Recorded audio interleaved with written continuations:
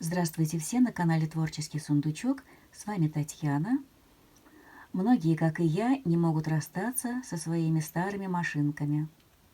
Этот ролик для вас. Я люблю своих подписчиков, поэтому решилась снять это видео. Многие спрашивали, почему я не показала, как ослабить давление на лапку. Ну вот в этом видео я вам все покажу. Сегодняшнее видео я начну с обзора машинки, на которой экспериментировала стежку без специальной лапки. Это старейшая машинка Подольского механического завода. Покупалась в Туле в невероятных очередях.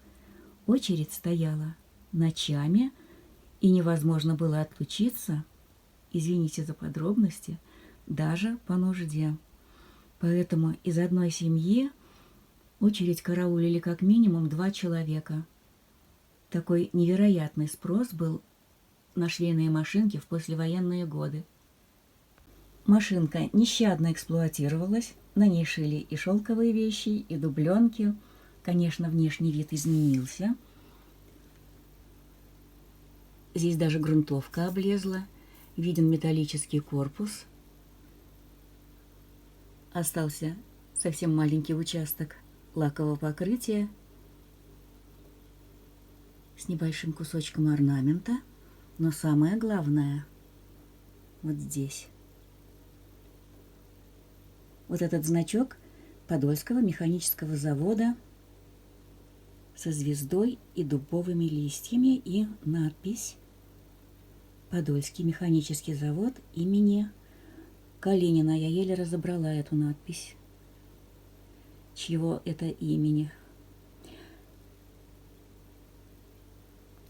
И еще вот этот номер С306111. Это персональный номер машинки. Я где-то читала, что по номеру можно определить дату выпуска.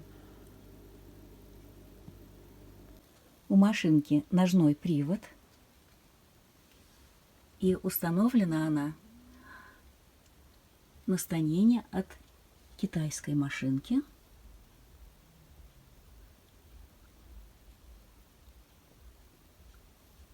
Столешня была полированная, с золотым орнаментом, с золотыми тиграми, который сейчас только угадывается. Ну вот, чтобы судить о красоте, мы посмотрим на саму машинку китайского производства. Очень красивая. Непонятно, почему ее отправили в отставку. Может быть, оказалась белошвейкой.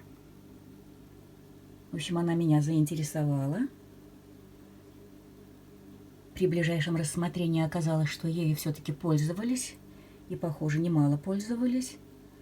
Вот надо будет ею заняться.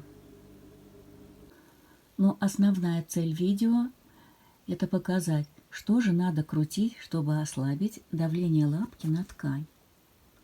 Вот под этой пластиной находится стержень, на который крепится лапка. Ну, похоже, лапка тоже не менялась никогда. Похоже, она все время здесь стояла. Так вот, на этом стержне в верхней части находится пружина, давление которой регулируется вот этой деталью с резьбой. Когда ее раскручиваешь, давление уменьшается. Когда закручиваешь, давление на лапку усиливается. Но это работает только на старых машинках. На более современных зубцы нижнего транспортера упираются вниз. Тем самым не мешая свободному продвижению полотна. И вот смотрите, у меня эта деталь раскручена до конца. Лапка опущена, и полотно свободно вращается, свободно перемещается в разные стороны. И все же вот эти зубцы, они ведь остаются поднятыми. Они немножко тормозят при продвижении вперед.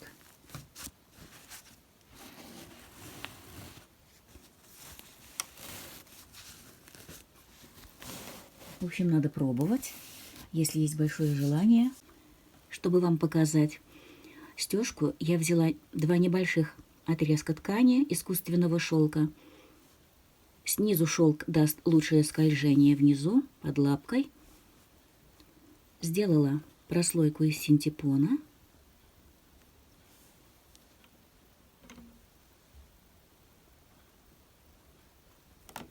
Сколола, чтобы наши слои не сдвигались.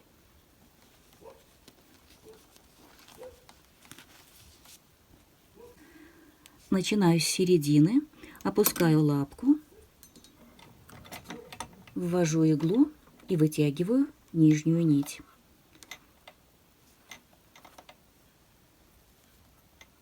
Нити я убираю под лапку. Несмотря на то, что ослаблено давление лапки, зубцы нижнего транспортера все равно немного препятствуют свободе движения, поэтому мне легче подворачивать полотно. Но все равно я двигаю вправо, влево, но подворачивая, получается аккуратнее, ну и лучше, меньше угловатостей, хотя они, конечно, есть. Но я же только начала этим заниматься. Еще есть пластины, которые накладываются поверх игольной пластины, но у меня таковой нет. Вот пробую как есть. Мне не раз говорили, что же я не выброшу эту машинку. Зато дочь почти в каждый приезд говорит, чтобы я ее никому не отдавала. Хотя ее увлечение – это вязание, но тем не менее. Ну, не могу я с этой машинкой расстаться. Она безотказная. Она шьет и шелка, и кожу. У нее своя комната, она никому не мешает. У меня есть еще одна подольская машинка электрическая, и у нее всего лишь одна дополнительная функция – зигзаг. Я могу себе позволить купить недешевую современную машинку. Ну, конечно, хорошо иметь несколько декоративных строчек, обработку петель, но я обхожусь тем, что есть. Пока что эти машинки меня устраивают. Таким образом, я продолжаю крутить, вертеть свое полотно. Лучше всего, конечно, тренироваться на небольших заготовках.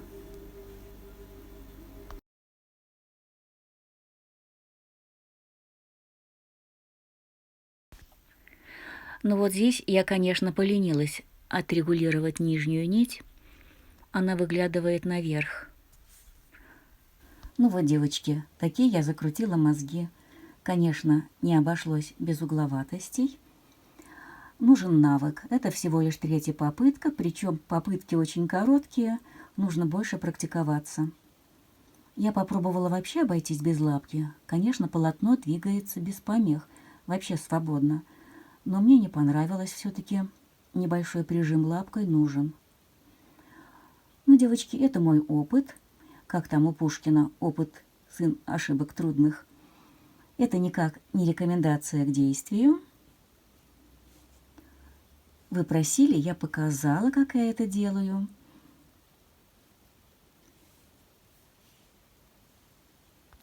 Это я вам показываю изнаночную сторону. Такая вот лицевая сторона. Вылезла нижняя нить. Не судите. Она шелковая, я ее просто не отрегулировала. Итак, я закончила свое художество. Далеко не идеальное, но я буду очень рада, если хоть чем-то помогла. Пишите комментарии. До скорой встречи.